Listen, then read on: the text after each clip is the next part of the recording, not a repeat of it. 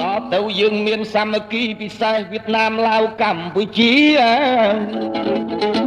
សហភាពសូវៀតជាកំពែងការពារធានាសន្តិសុខជូនប្អូនបង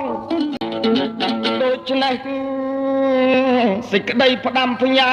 សត្វណាប្រសើរតោងយើងថែទុកដែនដីប្រទេសស្រុកសម័យបដិវត្តន៍នាសពថ្ងៃ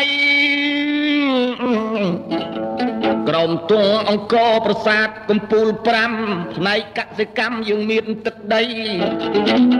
ដ៏ស្រស់ល្អគួរឲ្យមេត្រី